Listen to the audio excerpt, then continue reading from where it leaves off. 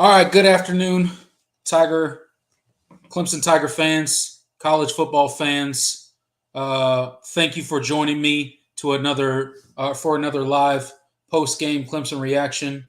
I'm going to bring on my co-host, Smtticus and Dandre here, and we're going to give you a breakdown of the Furman game. So again, thank you for tuning in to another edition of a live Clemson post-game reaction here on the Voice of College Football Clemson channel. We will be doing a post-game reaction to every single Clemson game this season. Both myself, Tiger Paul Craven, the guy to my right, on the top, Smtticus, and down below, you got Dandre. So we are all Clemson Tiger fans, and we will all be doing our reactions to every Clemson game this season. So how you guys doing tonight, guys? Great. Good. All right, so overarching thoughts on the game without deep diving too much, which we'll get into it here shortly. But overarching thoughts on the game, just quick thoughts. Defense didn't play too well. Felt like they may have been asleep. Could have been multiple factors, young guys playing, taking it easy because you are playing a weaker opponent. Not really sure. First half, offense looked pretty great outside of the Cade Klubnik drive. Kind of continued into the second half, but then kind of started to feel it falling off. But good overall performance, I think. Definitely something to build on. All right, Dandre, your overarching thoughts on the game. What you got? Well, I took the 45 point over, and we saw what happened. Unfortunately, they didn't cover. I thought our offense looked good early. I like to see the deep ball that DJ was throwing. However, I will say our defense has played sloppy in the opening, and you're going to see an offense like that with Florida State when you play them. So the quick game, we still looking over to the sideline. They get to play in. I'm like, oh, my God. Like, how often we going to keep doing this? But, a win is a win. I know some people last week were saying we were too negative. However, that's what we're here for, is to give our fans perspective. Right. We're here to give our analysis on the game, our breakdown, our initial thoughts leaving the game. Sometimes that changes as you go back and watch the game and stuff like that happens, where you go back, you look at certain things, and you're like, all right, maybe I was a little harsh on that. But I think a lot of our criticism last week was warranted. I think a lot of it was right on the money. This week, my quick thoughts, like you guys said, defense did not perform well. I think Furman moved the ball far too easily on our defense. They moved the ball, I wouldn't say at will, but the defense didn't look well. I know we were rotating a lot of young guys in. I saw that very early on in the game. You see a lot of the non-starters, if you will, out there for the defense. But that's not an excuse. You're playing against a team like Furman. You have to contain that quarterback. He cannot keep gouging you in the running game like that. He cannot keep creating, kind of those off-balance plays. So I was a little disappointed in the defense performance. What I will say is DJ kind of cemented himself as the starter. So we talked a lot last week about how Cade Klubnik looks so good in his first drive as a Clemson quarterback, right? He went down the field, he scored a touchdown. DJ struggled immensely in the first half last week. This week, not so much. DJ, in his first 5 drives, scored touchdowns in every single drive. Both of Cade Klubnik's drives today ended in punts, and they didn't look good while they were doing it. What are you guys' thoughts on the quarterback situation? Let's just get that out of the way at the beginning. Well, DJ looked amazing to me. He broke a lot of tackles. He ran the ball pretty well. Second half, he kind of slowed down. I don't know why, but he slowed down. I felt like Dabo shouldn't have switched him out. I think it was in the second quarter. He should have gone ahead and let him play. But he broke a lot of major tackles and had a lot of great throws. It shows that he has a strong arm. I thought our Cade just need to wait his turn a little bit more. And maybe that's why Dabo did it, to show us that Cade ain't ready or what they see in practice. Even if he looks good sometimes, maybe he ain't ready for the big time yet. Right. As far as quarterbacks go, I definitely agree how DJ kind of cemented himself as the starter. I think as fans, we have to kind of get away from the what had been and comparing, the Kelly Bryant, Trevor Lawrence situation to this one, or the Cole Stout, Deshaun Watson one to this one. These are two different quarterbacks, two potentially really great quarterbacks. I think this is where this situation really differs. And as much as you want to give the young guy who hasn't wronged you yet the time of day, DJ's been putting in the work for very much longer, and it shows. It definitely showed today. He made some really nice throws. He even made a couple of very tough throws. That over-the-shoulder throw to Bo Collins was magical there for the touchdown. So I'm very excited for the rest of the year, hoping we can just continue to capitalize on what is being done and move forward as opposed to backwards. Yeah, absolutely. I'm going to bring our guy in, Jordan Bowman, in here real quick. Jordan, quick thoughts on the if you want to go into the overall the game. But right now we're just talking about the quarterback situation and how, in our opinion, DJ kind of cemented himself as the starter with his output today, albeit against Furman. It still was a good performance. Yeah, I think this performance kind of it probably is going to quiet down some of the people within the fan base that were clamoring after that one drive Cade had. I'm glad they put Cade in with the ones and let him look human.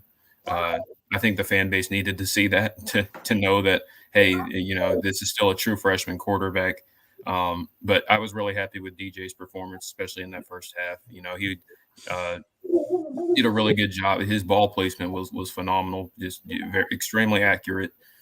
Looked very comfortable. He escaped some bad situations when the offensive line didn't hold up. He ran the ball when he needed to. Yeah, and just all in all, that was a great performance. We haven't seen that this level from DJ in quite some time, so I was very happy to see that. Yeah, it was a good showing by DJ. I think he had a lot of balls that were on the money. He created a lot of off balance throws, a lot of escaping the pocket in the middle of getting sacked and still making accurate throws. So I think that was good for DJ. I think that will build his confidence going into the season. And today, Cade Klubnik truly did not look ready. He didn't. He had 2 drives. Granted, it was only 2 drives, but it did not look good. The first one, if I remember correctly, was a 3 and out, right? Yeah. Okay, Yeah, and then they the were both- second one, I think we got a first down on a running play, and then we went first down with pass interference. Okay, pass interference, and then we punted the ball right after that. So wasn't able to move the ball at all on the Furman defense. Let's kind of switch gears a little bit to the defense side of the ball for a little bit. We didn't talk a lot of defense last week because the defense performed so well. They're highly touted coming into the season, supposed to be at a minimum. The front four are supposed to be the best in college football this year. Maybe the front seven, arguably. Kind of our back end is a little bit questionable, if you will. Our cornerbacks, not so experienced, not so highly touted coming into the season. But the defense didn't perform up to the Clemson standard today, I don't think. And you guys can go around the horn. What do you guys think the problem with the defense was today? I guess I'll start with, I think maybe the short time, definitely. They spent a lot of time on the field against Georgia Tech. They really did. And there was no exception today. They spent a lot of time on the field against Furman.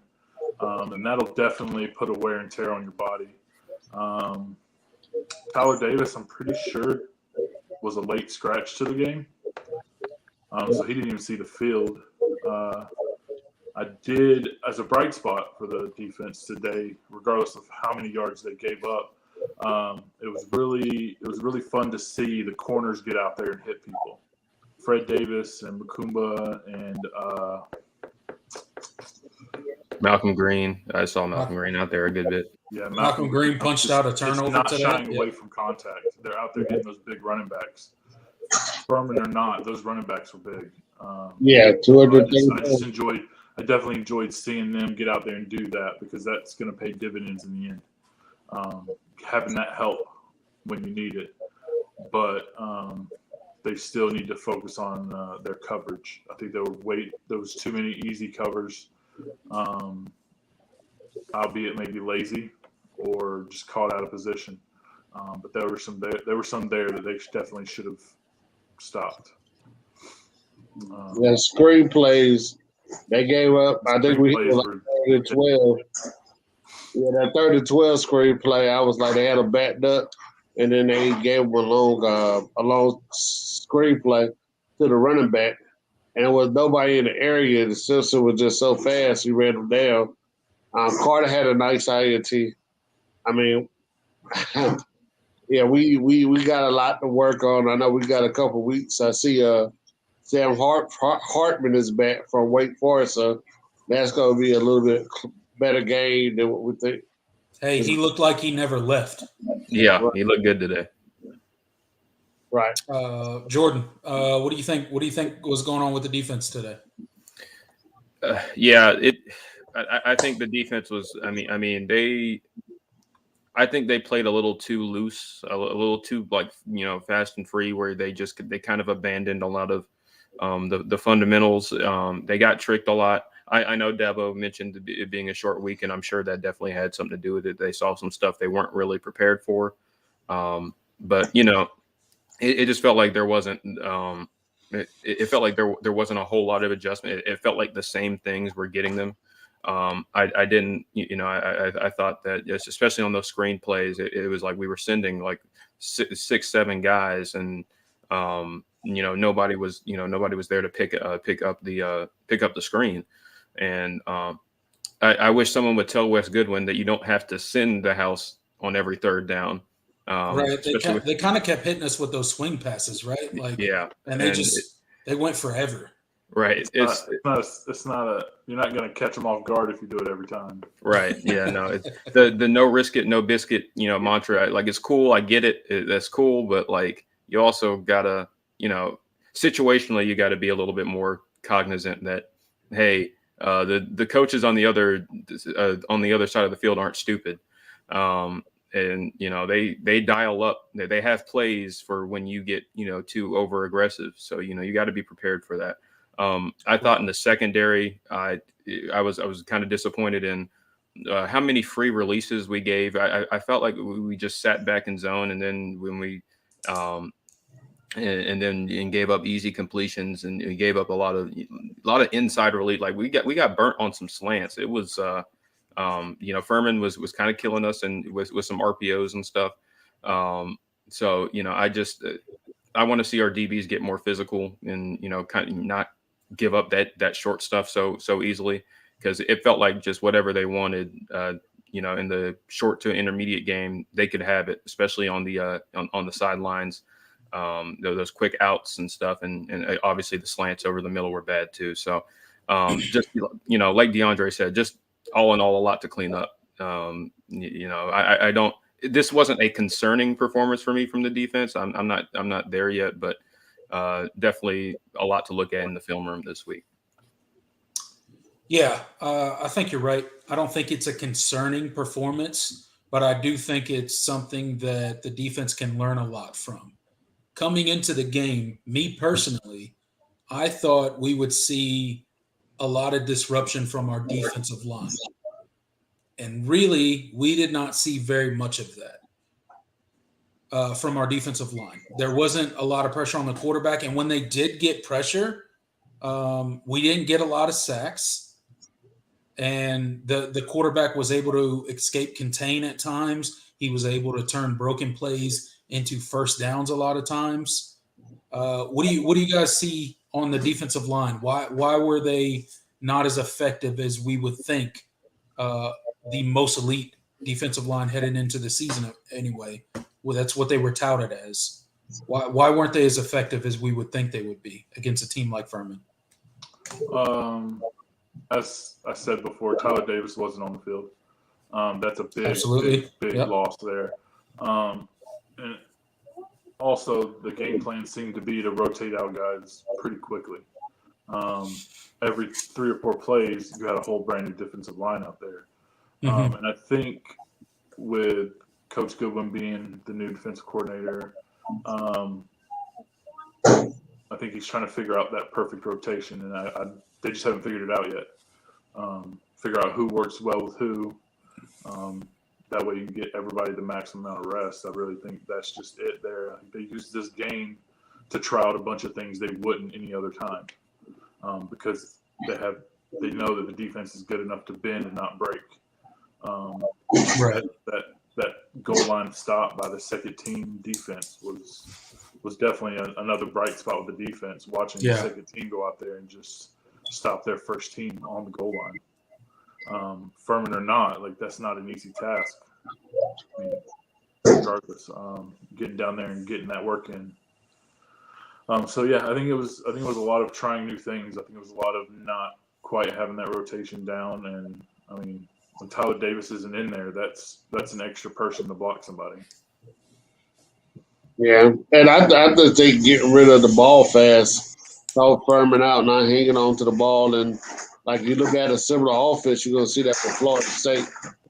Quick passes, definitely. And he's the first time defensive coordinator. He's gonna work on it.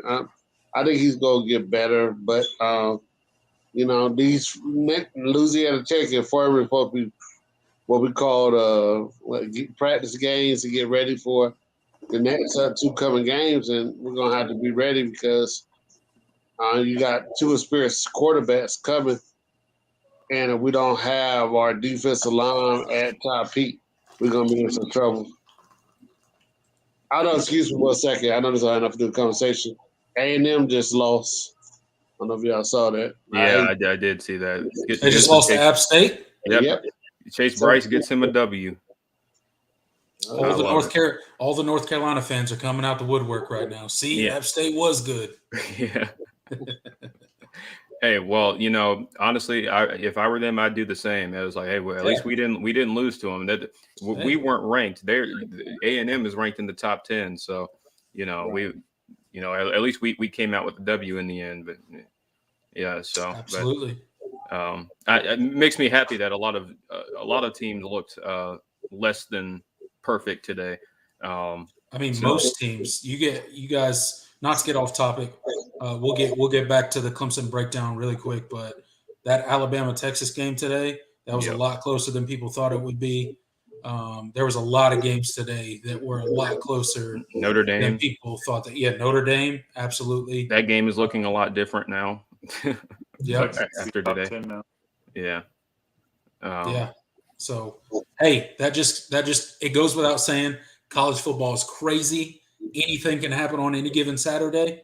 But with that said, let's get back into the Clemson post game reaction show, and I think I want to move over to the offensive side of the ball for a little bit. We could talk a little bit about. We talked a little bit about the defense. Now let's talk a little bit about the offense. We won't mention the quarterback position because we led the show with that. So if anybody wants to see that, go back to the beginning of the show. We talked about DJ. We talked about Cade. It's obviously DJ's job. I mean, we all Clemson fans can agree it's DJ's job until proven otherwise. And he did nothing today to prove that he's not the starting quarterback. He started his first 5 drives with touchdowns, so that's great. One of the things I do want to point out with the offense, running game, not as productive as I thought it would be, or as I thought it would be. Much like the defensive side of the ball, I thought Clemson would really come in. They would establish the running game. They would kind of get some continuity and some confidence going with that offensive line, some of the new pieces that they have on the offensive line. I really thought they would harp that today, and I don't feel like they had as much success running the ball as I thought they would. What do you guys think? Totally agree. I think there was definitely a slow start. I was a little underwhelmed with the run game at the beginning. It seemed it was just being checked by Furman at every play. But as the game progressed, definitely got way better. I mean, those 3 rushing scores, and they weren't I think only one was we got to the goal line, we couldn't get in, and had to run it. I mean, the other ones were 8 to 10 yard runs, both for touchdowns, with Pace and Shipley. So it definitely took some time to get going, and then I think it kind of fell off again towards the end because, like earlier, we talked about the short week. Those legs, they're not ready for that. Right. I mean, it's hard to start the year out on a Monday night game and then a Saturday mid-afternoon game. Yeah, it's tough.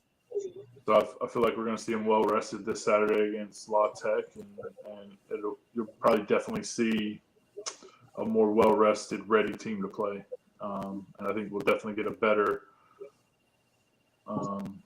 gauge of where they're at by the end of that one. Yeah, and our receivers, I see a point in there.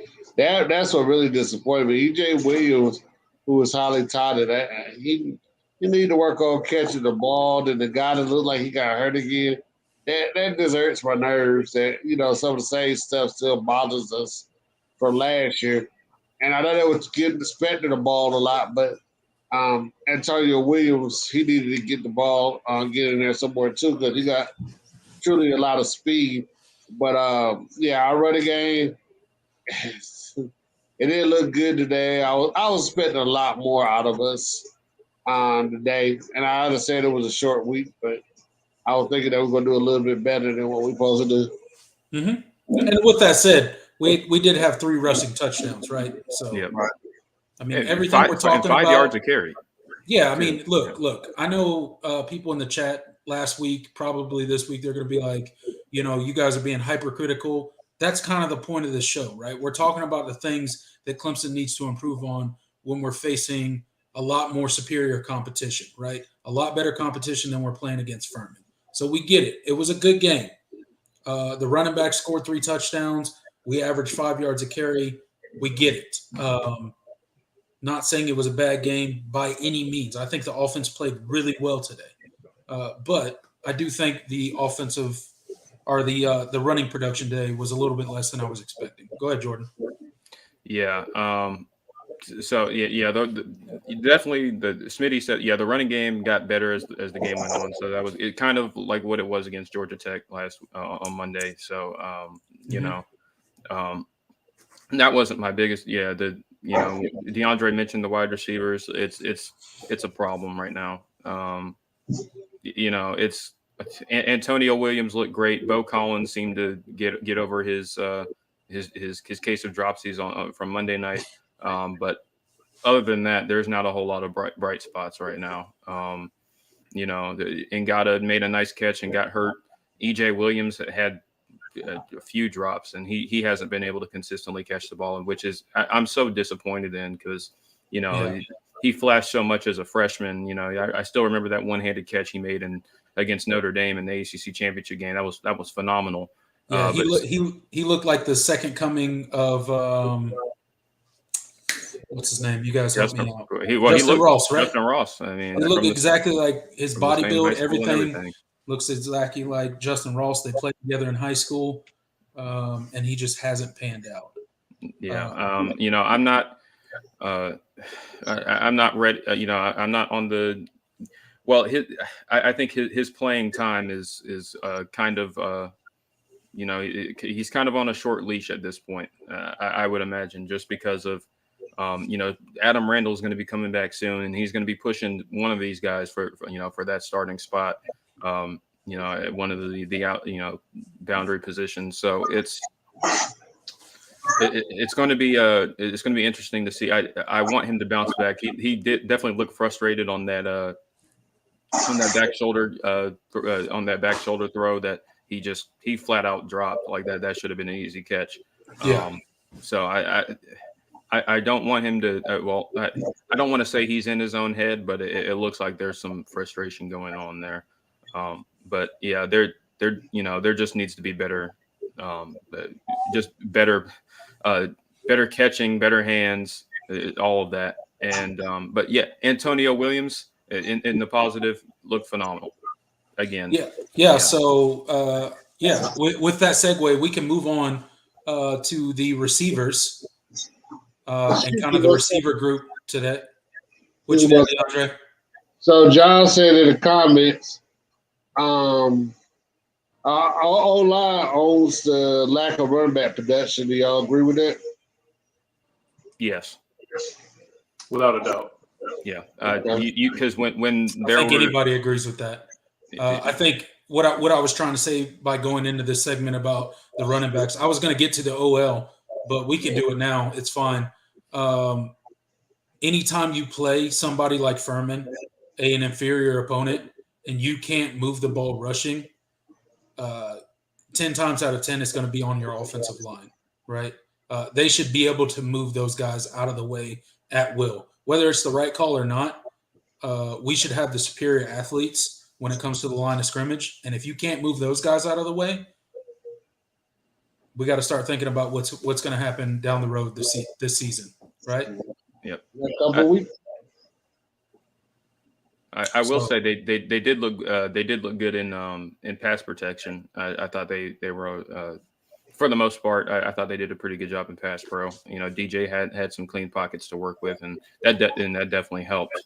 Especially early, right? DJ looked like he got comfortable early and got some good throws off early that kind of set the tone for the rest of the game. So I will agree with you. Pass pro was pretty clean early, and I think that helped DJ settle into the game and kind of gain some confidence.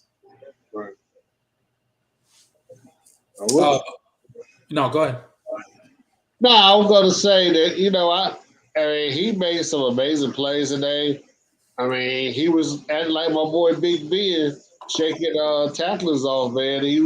I think one guy had him to sack, and he threw the ball while the guy was still hanging on him. So, yeah, he made some amazing what they call a big Cinco. Yeah, he made some good plays, man. I was proud of him. He did. He did make some off-schedule plays today that he would not have made last year, or that he didn't make last year, I should say. But who do you guys look to in the receiving core this year to break out? We've talked about Antonio Williams. He looks to be – he's going to be a bright spot this year. You talk about a guy like Adam Randall that's supposed to come back here shortly, maybe the end of September, beginning of October timeframe. He's been running routes, stuff like that. So when will we see him? I think we see him sooner rather than later. Who do you look to break out? Bo Collins had a fairly good game today. Joseph Ngata doesn't look to be that guy still.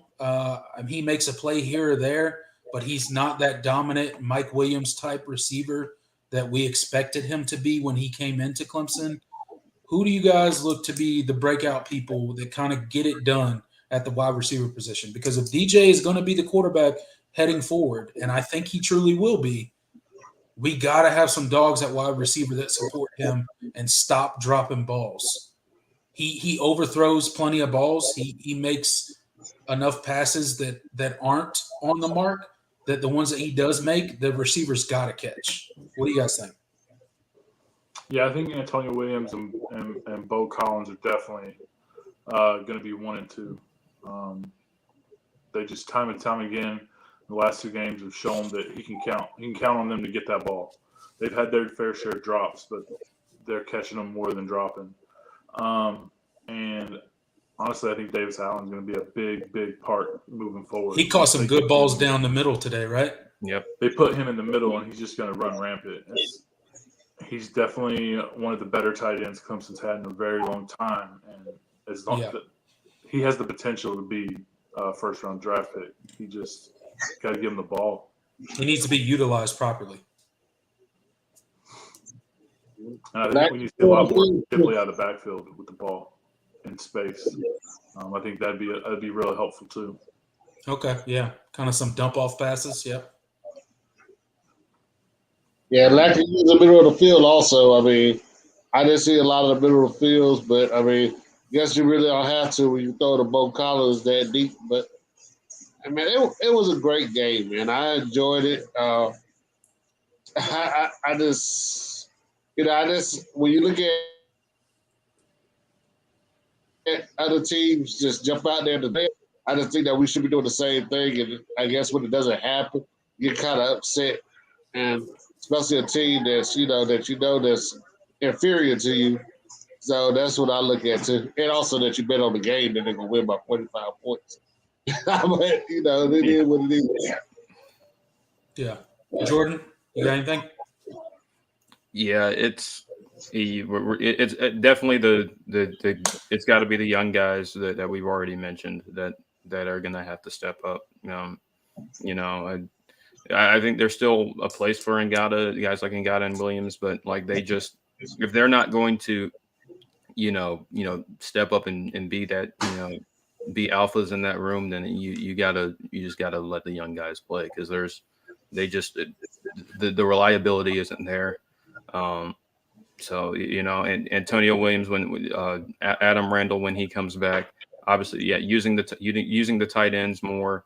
Dakari Collins. We haven't even mentioned Dakari Collins. I still think highly of him. He had a drop today, though. Yeah, he had a big drop today. He did. But I agree. Yeah, but I think he has a place in this offense. He's still, he's a true sophomore. So, there's still a lot of time for him. But yeah, it's got to be better. Will Taylor and Brandon Spector, they didn't have their best games today. Spector just kind of wasn't.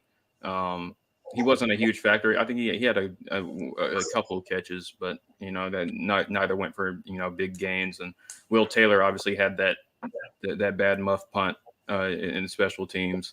But they don't show the twitch that and athleticism that we kind of need at in that slot position, at least not to this point, not as much as Antonio. So I definitely want to see more Antonio Williams going forward, and he's clearly proven he's that guy. That catch he made. That he high pointed. I was like, wow, that was a phenomenal catch. I'm excited about Antonio Williams. I really am. Like that dude, he looks to be like he's going to be a star in Clemson.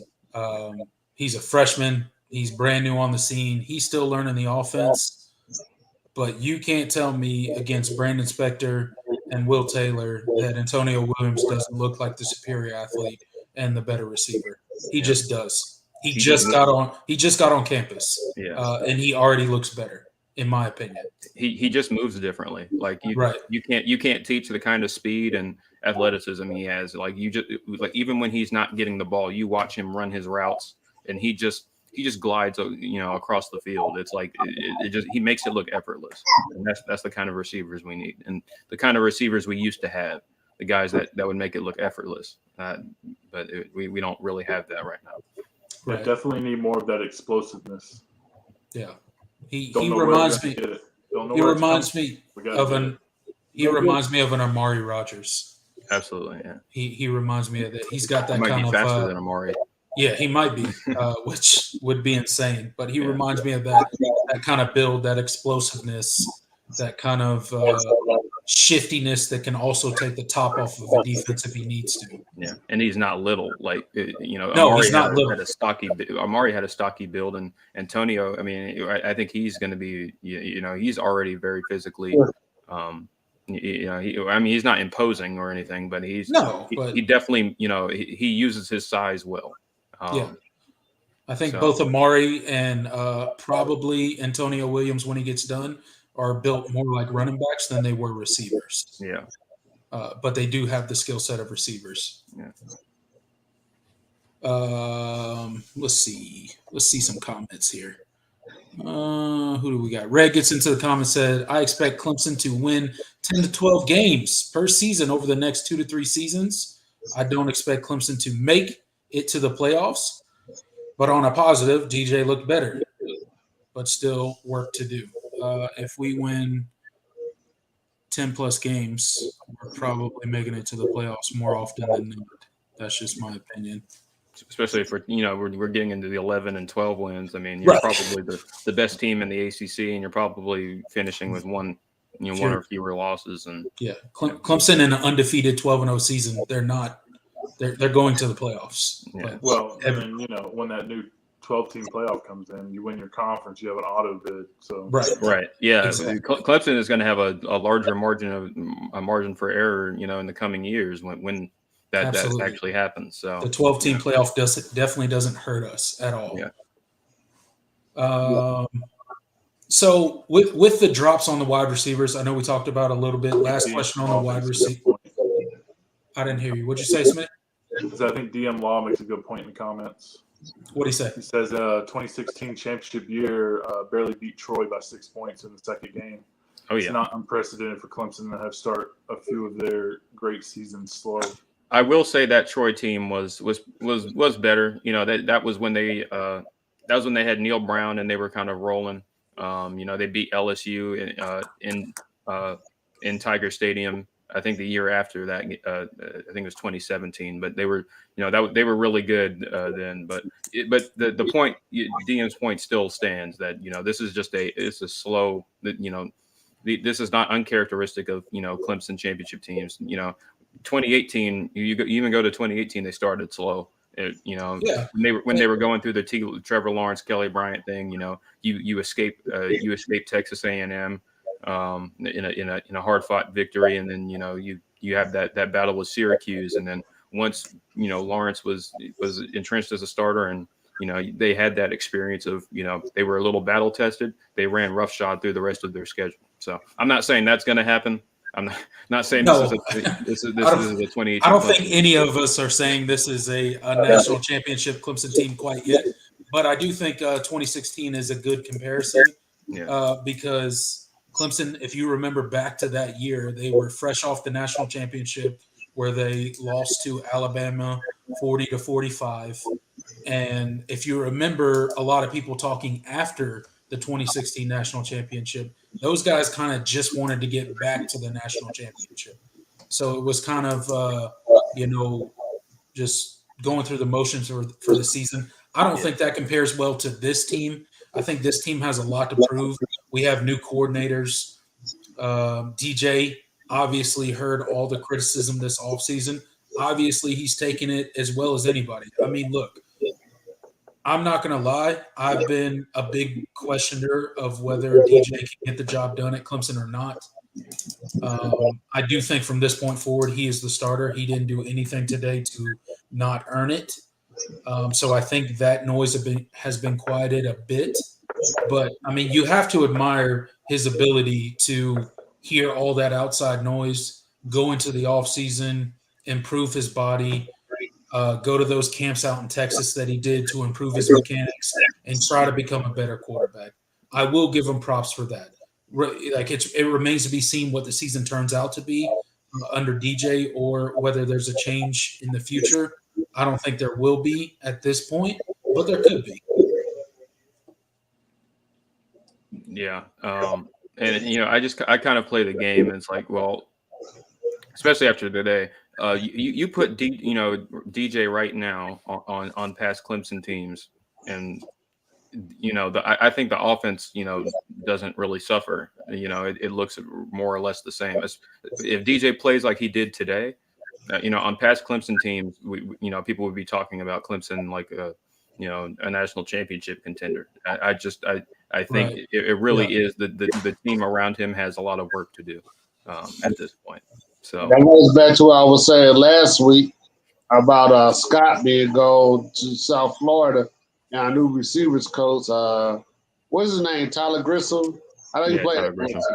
Tyler Grisham. Yeah. because is he not motivating them right or I never played receiver, so I can't tell you when they practice, but I just wonder because think about this: when the Gata and Frank Latson came out of college, high school, I mean, they were being compared to Sammy Watkins. Like Dabo was hyping them up to be the next Sammy Watkins. I know they didn't get on the field a lot their freshman year, but I was like, wow, they that good. It's like we gonna be all right, and it's like that receiver they just didn't work out. I watched some of the Miami game. I didn't see Latson get in the game. So I'm just saying it's just kind of odd that we haven't that much trouble at receiver since Jeff Scott been gone. Yeah, Big Mac gets into the chat. He says something interesting. Clemson has all the pieces. Tyler needs to fix his wide receiver room. They need to go to practice today and let the machine run. Talking about the jug machine. I agree. I don't know where these drops are coming from. Clemson was plagued with them last season. DJ caught a bunch of the blame. Clearly, we still have drop issues this season. So I don't know how it gets fixed, but I hope it gets fixed. We need it to get fixed if we plan on doing any sort of deep run that we plan on doing this season, whether it be ACC championship and then on into the playoffs. We all know how tough those games get later on in the season. Way less room for error. And I still haven't seen them use Will Taylor like they did like before he got hurt last year. That's who I'm waiting on too, because obviously the dude's an athlete and he got a lot of speed to him. I know he dropped that punt the day. I really couldn't tell what happened, what caused it, but I'm ready to see them use him in another manner. Because you don't have to have. When we had Octavius Scott, Mike Williams, and the other Tyler Winfro, we always had to have two tall receivers out there at the same time. That's what I look at. I think it boils down to effort and efficiency. Right. They just, like you said, they got to get on that machine, get their hands warmed up, and they need to get their timing down with DJ. And after that, it just comes to effort. They gotta, because I don't know.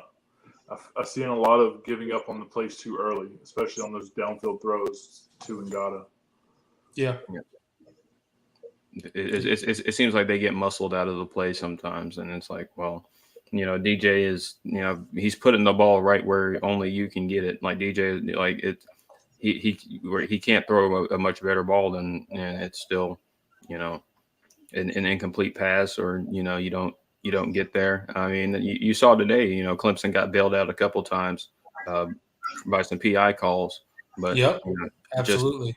But it's not a good look. And the pressure. DM Law talks about, he talked about Tyler Grisham in the chat, and maybe he's getting some unfair criticism. And there's might be some truth to that because, but at the end of the day, he's the position coach. Right. He's absolutely right. Dabo definitely has his hands in the wide receiver room because he even admitted as such when he was when he was raving about Antonio Williams. He even said, "I was like, I can't wait to get my hands on him." So Dabo clearly gets personally involved with the wide receiver development to some degree. So it's not all on Grisham. I think there's just a lot of frustration because the wide receiver recruiting hasn't been hasn't been up to snuff as of late. Yeah. And like if they hadn't gotten Randall and Williams last cycle, I think this room would be in a lot more trouble. But there's no doubt about that. I'm still in the wait and see category. I'm not selling my Tyler Grisham stock, but no. I do want to see some improvement. And he admitted as such last year that he didn't get as much out of the room as he felt like he failed the room. So I think he knows that things aren't up to standard. So I have no doubt that he's working to get that get it corrected. So it's a wait and see thing with Grisham and that wide receiver room, and so you would just here's to improvement. So yeah, we'll see. I mean, I think I can't pronounce his name right. Tony Stoley, the one that was the number one slot receiver coming out of Florida. Stellato, Troy Stellato. Stellato, yeah. Yeah, like I know he's been hurt the last 2 years. It's like, maybe he would have helped out, but I don't know, man. This receiver room is just, it got potential, but then you don't see it. Look, I think our receiver room will be fine. I honestly believe we built some momentum in this game. There were some drops, but I think there were less drops than there were in week one. And we just got to kind of build on that, right? DJ made a lot better throws in this game. The receivers made better catches in this game. And I think we just have to build upon that. What I did like to see, and me and Smitty were texting about this during the game, is the freaking throws across the middle. I counted probably 6 or 7 in the first half where we attacked the middle of the field and actually completed passes across the middle of the field. I thought it was a fantasy in the Clemson offense when it comes to hitting plays across the middle. I know Clemson fans have been talking about this for, so long at this point.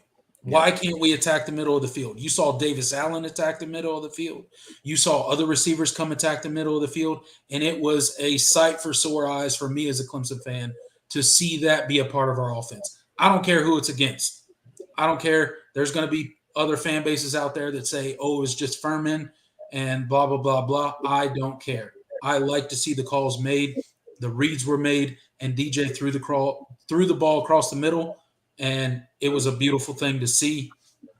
Your guys' thoughts on that? Oh yeah, I'm definitely excited to see the rest of the year. I think we'll see a progression, and hopefully it's forward and not backwards. There's definitely been a lot of talk about how the NIL is affecting players, and that was one of my thoughts last year with DJ. So we'll see. Only time will tell, really. There's only so much you can really say about all of this. So you were thinking last year that NIL may have been a distraction, especially the Dr. Pepper fans. It definitely felt like, was kind of a distraction for DJ. With DJ using DJ as a point to be made, he had those 2 games for Trevor Lawrence. He played 2 great games against Boston College and Notre Dame. Right. And, you saw a totally different person against Georgia the start of last year, and with the whole NIL thing starting, it's just like, here we go. Thankfully, this year's a little different. See how it goes. Need the offensive line to step up their game. Need the wide receivers to step up their game. And it feels like if we can get a little progression in those 2 places, that the rest of it's just going to kind of fall into place. And then once that happens, the team's going to feel like it's going to feel like night and day. We're going to become the team currently that nobody thinks is even going to win 10 games, right? To the team that's playing for the ACC championship and possibly getting to the playoffs. So it's all about the work. You got to put the work in. Everybody wants to be famous. Nobody wants to put the work in. That's right. Everybody wants a quick buck, right? Yeah. Well, excuse me, Jeremy. I'm going to have to run. I'm grateful talking to y'all tonight, all right? All right. We'll see you, DeAndre. Thanks for stopping by. All right, guys. We'll continue on the show for a little bit longer. We got some people in the chat. Somebody gets in. Michael gets in and says, E.J. Williams has showed me nothing in his 2+ years at Clemson. ... Nothing. I would tend to agree.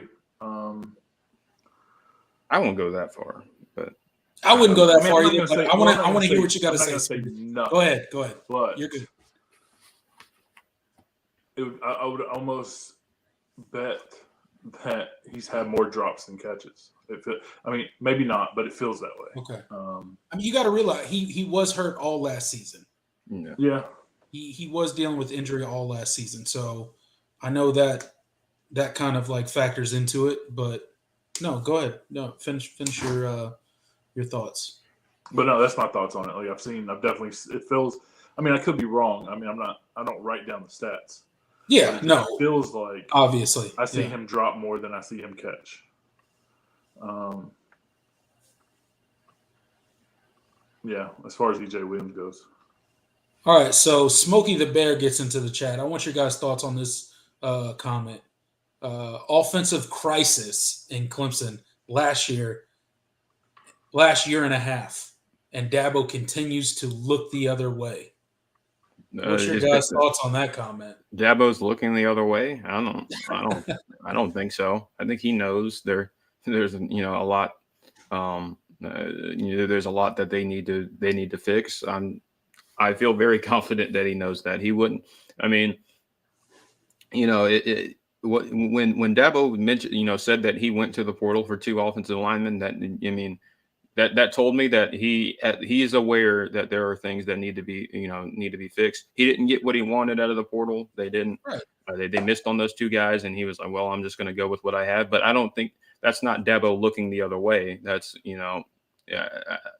Dabo knows the issues that are present. I'm not concerned, and even still, this offense is scoring way more than they were now at this time last year. So, and we've already talked about this, and we talked about this in the Georgia Tech post game. It's like this, it's baby steps.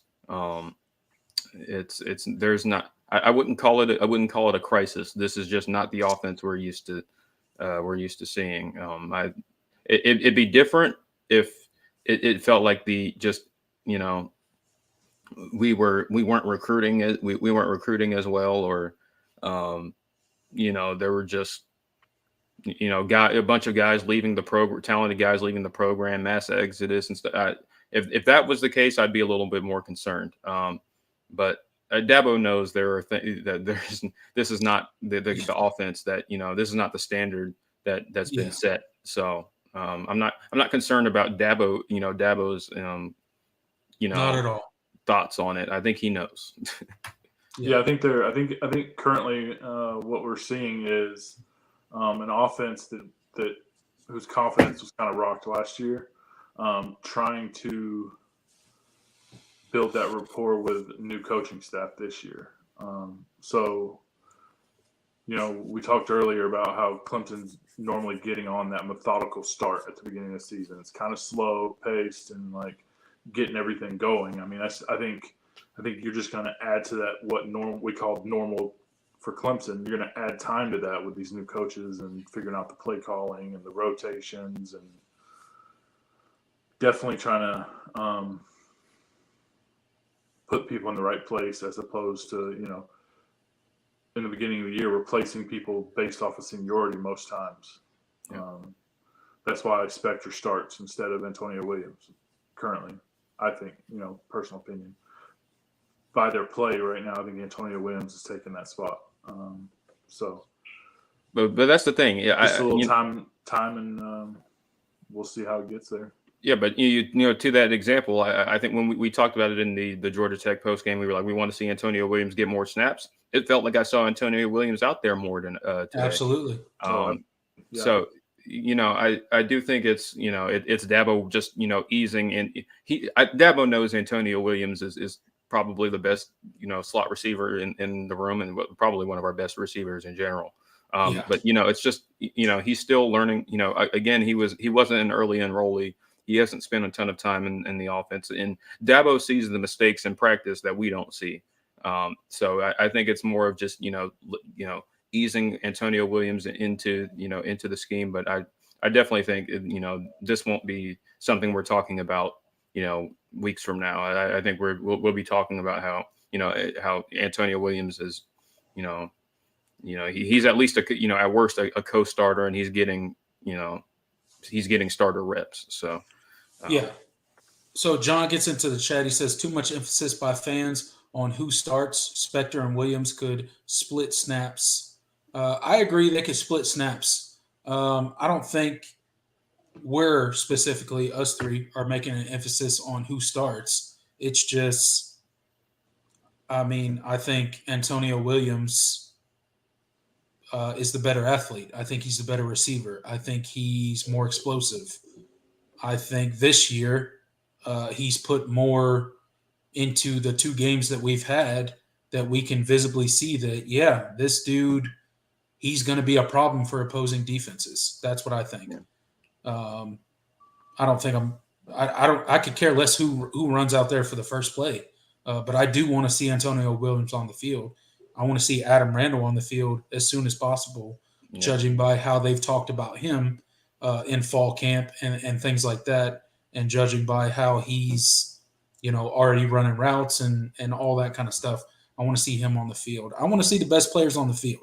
Yeah. I don't care what the names are on the back of the jersey. As a Clemson fan, I think we can all speak to this. Like, I want the best player on the field, whether that be DJ, whether that be Cade, whether that be Spector or freaking Antonio Williams. I don't care.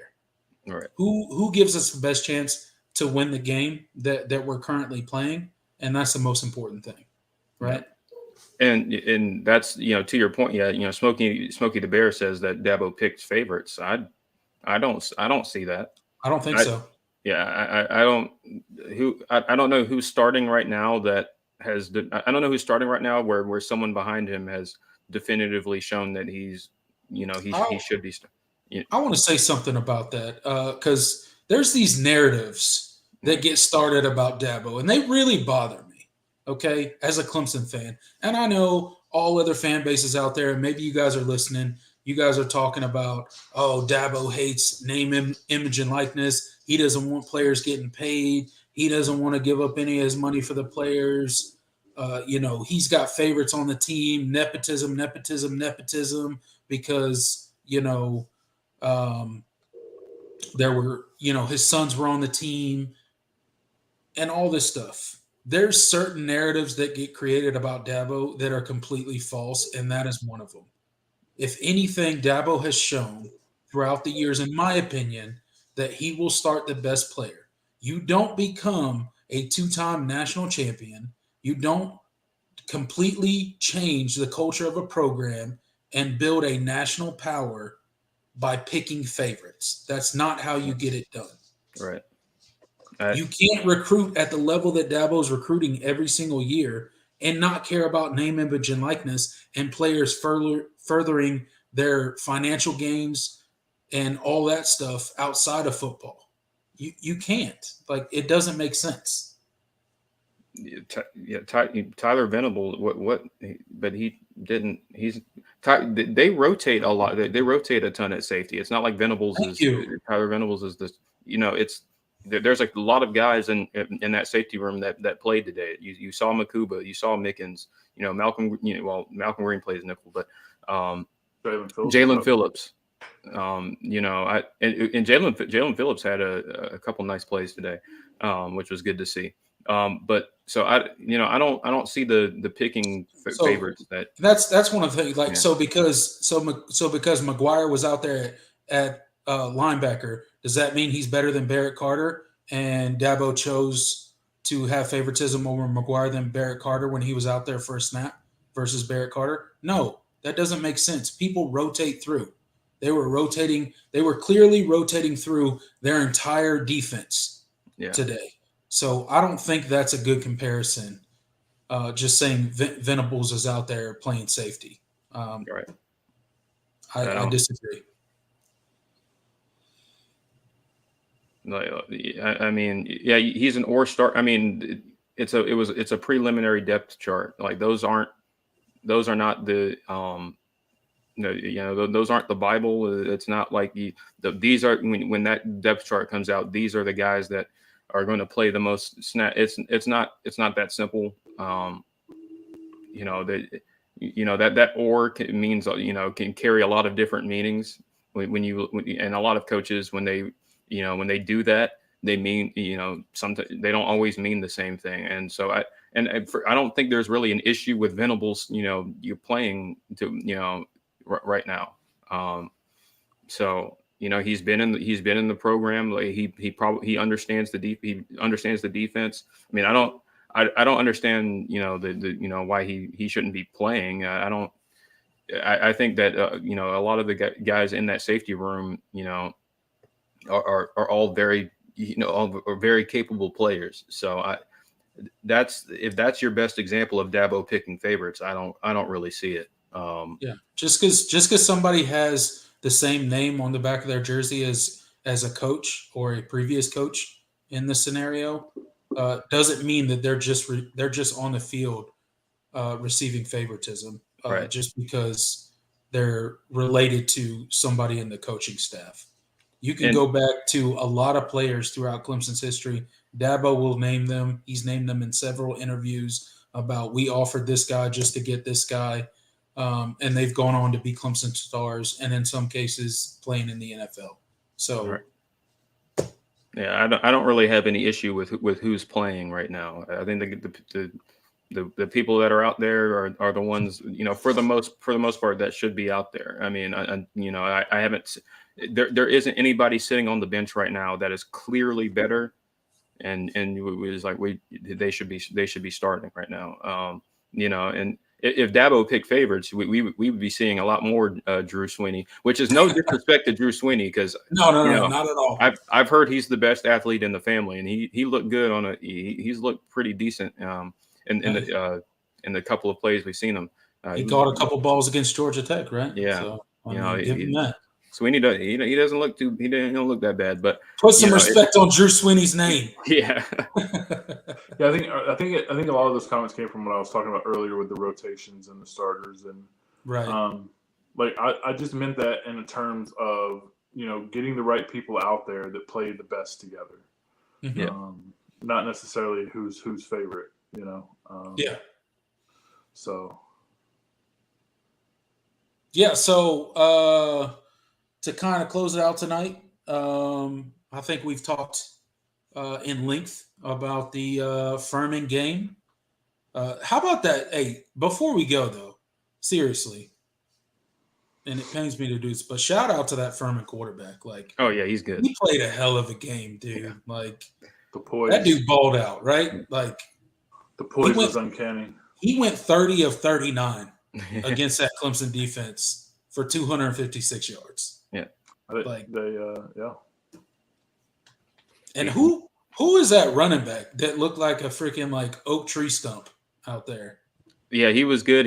Was that the one that ran over Makuba and got him hurt? Yeah, that like which is Makuba's why people for like 3 seconds. Yeah, looking like Mike Allstott. Yeah, I was like, oh man, and when I saw that play, I couldn't help but think back to the weigh-in and seeing Makuba at like 180, and everybody was concerned, and I was like, oh well, that's not going to help any of those. Yeah, they were talking about this running back. They're like, yeah, he's like 6 foot, like 238. I was like, God dang, like yeah. And that tight end too that they were throwing. He had like 12 catches against that defense, and he was Yeah, he was tough to stop. I don't know why we put we put Keith on that one third down where he did McGuire, McGuire was on him on that out route, and then he just got burned. I was like, Not a good idea. I saw it before the ball even came. I was like, oh man, he's going right to him. Yeah, he's good. Yeah, he's good. And part of it goes back to kind of what the comment section was talking about, and Smitty was talking about is like early on in like the second quarter, I was like looking around at the defense and like Furman's moving the ball, like consistently moving the ball. And I'm like, what the hell is going on? And then I'm looking around and I'm like, why are these people on the field right now? Like, what are we doing? But I think they were just trying to get people reps.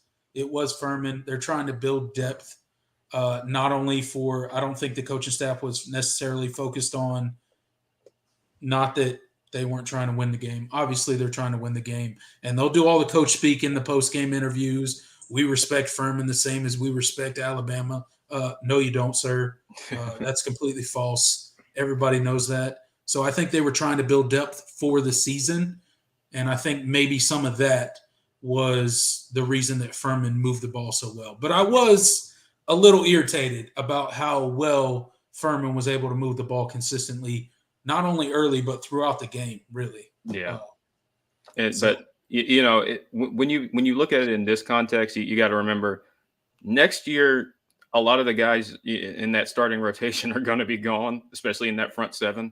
So, I think this coaching staff is, when they get the opportunity, they're going to want, this is just going to be the case where you're going to see a lot of, rotate. We're going to get deep into the rotation because, we're losing, a lot of guys off that defensive line. Trenton Simpson's not going to be here next year. A couple of pieces. So, it's going to be a whole new, it's going to be a lot of new guys and new roles along with the incoming freshmen. So, you want to know that you have guys that can play, starter level, reps and in that. So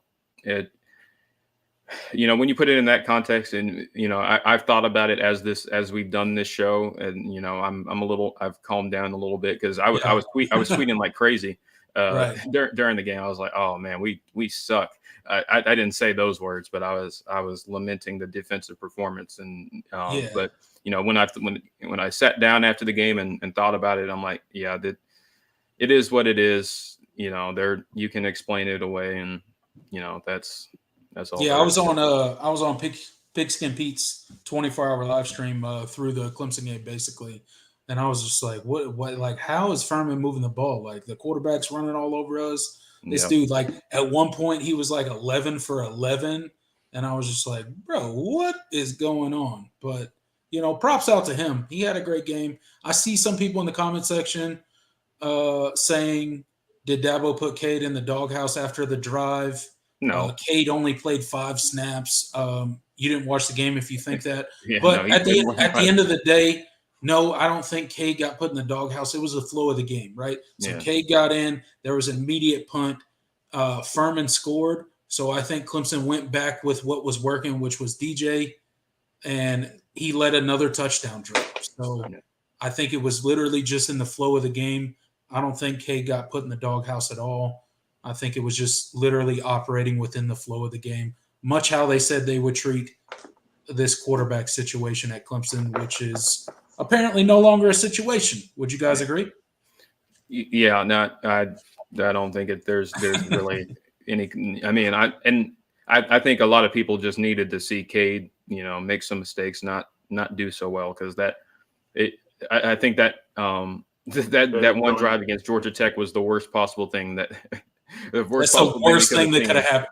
After that first half that DJ had against Georgia Tech, the worst thing that could have happened was Cade to get one drive and literally go 4 for 6 and look like the best quarterback on Clemson's team. Yeah. But I agree. DJ is the guy, and he showed today why the coaching staff is sticking with him. So. I'm very happy with his performance today. That he had the most undeserved interception today ever. Spector completely stopped, and there was no effort rally. I mean, you could argue the ball was. I don't know the exact play. I don't know if Spector was supposed to keep going or if he was supposed to stop. But there was clearly a miscommunication. But yeah, that it sucks for DJ to have that INT on the stat line, but that one wasn't really. Well, it was very much that play. Very much looked like he stopped because he was about to get hit. Yeah. Yeah. So. Yeah. And I think Cade, he kind of escaped the pocket when there wasn't really a reason to escape the pocket a few times. Yeah. On his couple drives, if I remember back correctly. But yeah, overall, guys, another Clemson win in the books, 2-0, albeit against Furman. Who cares? It's another Tiger win. We are 2-0. We are well on our way to another epic Clemson Tiger season. I want to thank Smitty. I want to thank Jordan Bowman for joining me on this live post-game reaction. Jordan, join us next week as well. Absolutely. Okay? We also do a pregame show as well every week. So if you want to come join us for that as well. I want to thank all the comment section out here. Thank you for joining us for another Clemson live post-game reaction show. We will be back again next week with a pregame show for Clemson's upcoming tussle with La Tech and the big epic game coming up with them. Okay, so too bad it's not on the blue field. Yeah, too bad it's not on the blue field. Thank you guys for tuning in again. Like, share, and subscribe to the Voice of College Football Clemson channel, and put us in your calendar for next week. Thanks, guys.